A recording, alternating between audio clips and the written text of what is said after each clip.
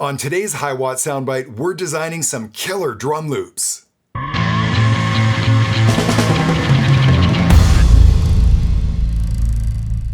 Well, am I ever excited about today's session? We're designing drum loops, and this is absolutely one of my favorite pastimes that I get up to in the studio. Well, last night I came down to the studio after dinner, which I often do, sort of just looking to get creative.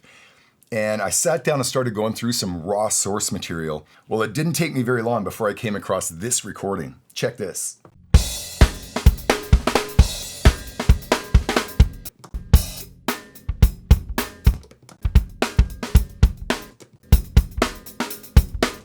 Yeah, I know exactly where this recording came from. You know, I've talked about this in past sessions, but throughout my career, just about any time as an engineer producer that I had a real drummer come in and I went to the trouble of dialing up a drum sound and preparing it for whatever session that was, I would usually arrange a special time for that drummer to maybe come back in after the session later at night.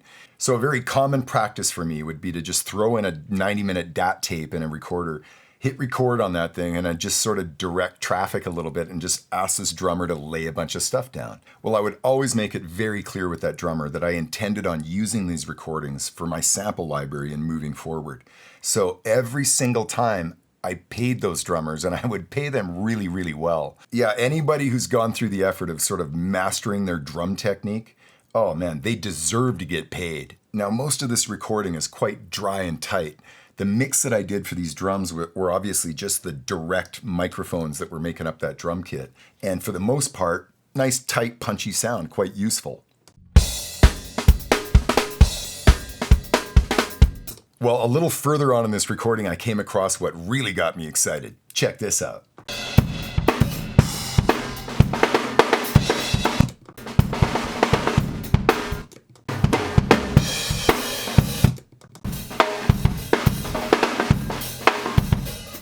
Oh yeah, the room mics.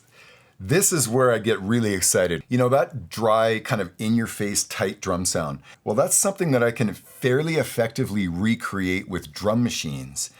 But what I cannot recreate is the room sound. Now, some of you know this from experience, but when you put up a couple of room mics in a studio and you've got a drummer in the middle of that room playing a drum kit, when you put the correct amount of compression on those microphones, that drum sound can be absolutely epic. So when I come across a recording and a performance like this, I look at it as a real gold mine to create organic drum loops. Drum loops that were actually played by a human and not just plunked out on a keyboard. Let's get into what I'm talking about. So last night I went through this entire recording and I found a couple of real gems. Check this one out.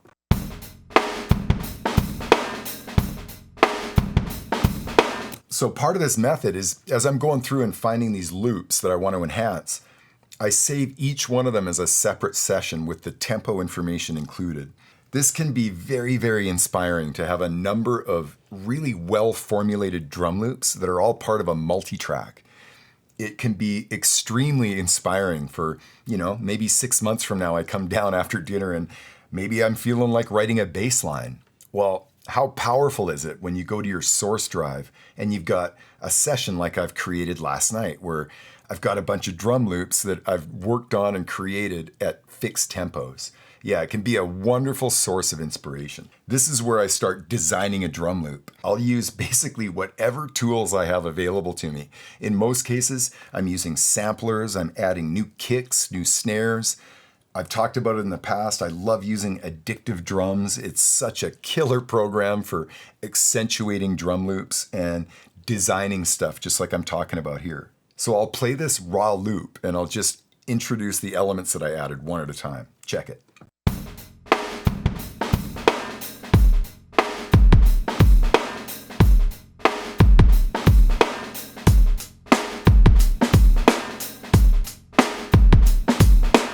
Yeah, simply reinforcing the kick, snare, and hat, a total game changer to this loop. Let me play one bar of just the room, and then I'll add these other samples in. Check it.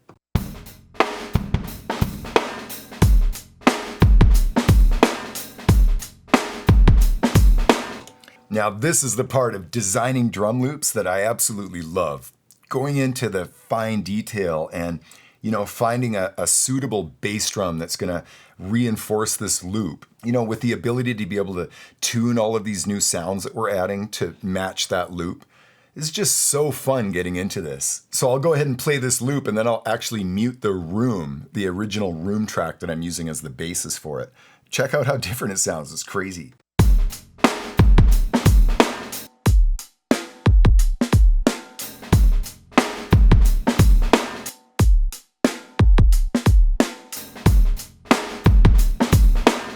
Now, what I love about this practice is that absolutely this is not a quantized piece. Like, if you put this track up against a click, there's flams going on, but there's feel. And this is something that is so hard to recreate for me personally when I just sit in front of a computer and start programming. So as an engineer, producer, and a non-drummer, this is just such a killer resource in generating real organic drum loops. And of course, if you want to make them really unique, you could just start adding some really cool effects to these loops.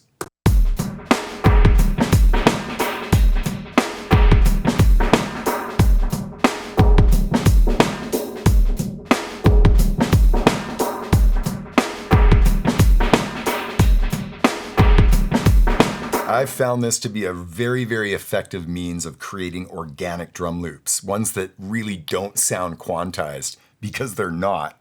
So awesome. So let's close this and open up another loop that I found.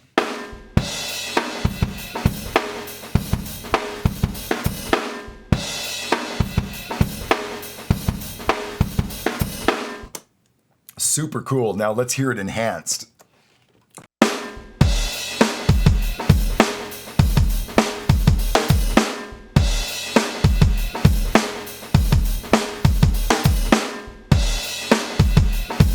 Yeah, so much heavier sounding. Some of my favorite tools for enhancing drum loops like I'm doing today, no question, for bass drums, one of my go-to tools is Native Instruments Battery. I just find that program has so many different kick drum sounds. And of course, every one of those samples you can manipulate, right? Tuning and all kinds of different manipulation that you can do to those sounds to modify them and to make them a bit more your own, so to speak. Such a powerful tool. Here's the simple kick drum that I came up with for this one.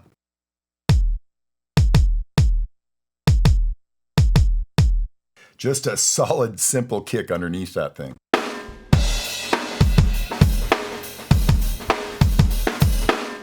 Yeah, that is an absolutely killer bass drum sample, and it just adds so much weight to this loop. Unbelievable. So here's the snare I ended up enhancing this loop with all by itself.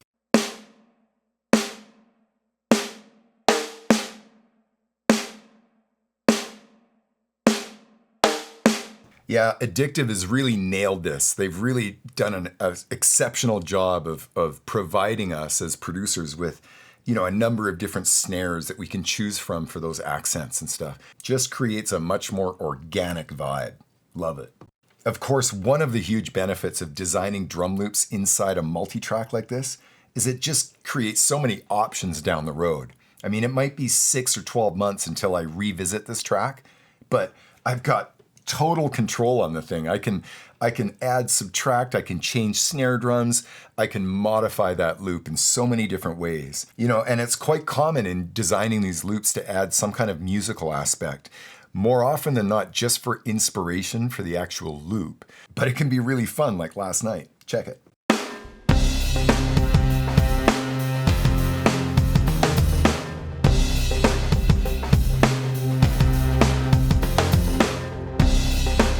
Yeah, it could just be a really fun way to sort of add some inspiration while you're designing that loop.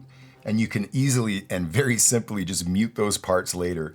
My main goal here is to create a really organic drum loop. One that definitely does not sound quantized, because it isn't. Now, some of you might be thinking, that's a great idea, Ken, but I don't have a whole collection of old DAT tapes with real drum performances on them. Now, I encourage you to make your own. I mean, you'll notice that every sample that I borrowed from this session was just the room mics. In other words, I didn't use any of the dry, individually mic'd tracks. So knowing that, you could literally just go to a studio and rent out 2 or 3 hours, have the drummer come in, take the 20 minutes to set up that drum kit. While they're doing that, you can choose the best 2 condenser microphones that studio has to offer. Set up something like a Zoom recorder right in front of that drum kit with the 2 built-in mics. Put a couple of condenser microphones way up in the room, plug them into the additional 2 inputs on that 4-track Zoom, and then just take a couple of hours while that Zoom is in record, feed that drummer a bunch of different tempos, and just have them jam along and play all kinds of different loops. Yeah, that could be a great resource to have for years to come.